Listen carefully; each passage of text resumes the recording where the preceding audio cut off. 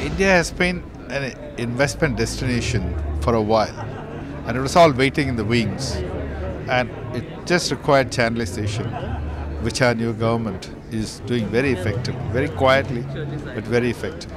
Mr. Nadar, how soon do you think we can get back to the growth path of, where we're talking about 6 to 8% of GDP? Because that is some target that we have been talking about for a while now. Probably will come up next year.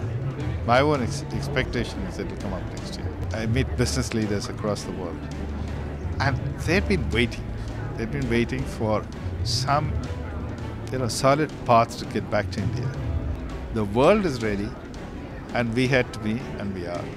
What about the IT sector? The veteran of that industry. What is the outlook for the IT sector and the Indian IT sector? You're talking about a lot of churn at the hem in competition as well. So how does all of this bode for the Indian IT sector? Indian IT sector will continue to grow very well. If you look at Indian IT sector, the world is at a turmoil, and it will transform. When it transforms, one of the ways by which it transforms is restructuring itself. So IT is the key to do that. It will bode very well. There is technology services, there is infrastructure services, there are business services. They all will be on a good path. We all know 4.5 is good, but we are used to India being in its young teens.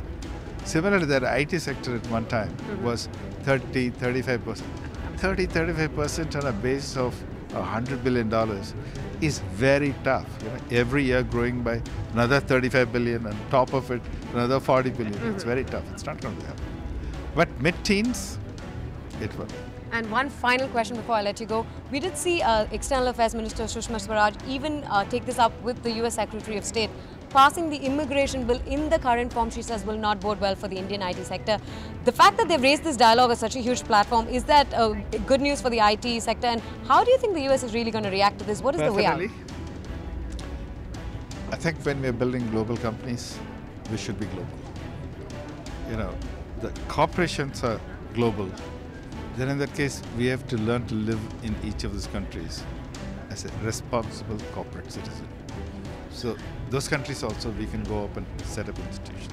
Find us on Facebook at facebook.com/ETNow, and don't forget to click the like button. You can also follow us on Twitter at ETNowLive. To stay updated with all our programming, hit the subscribe button on our YouTube channel by logging on to youtube.com/user/ETNow.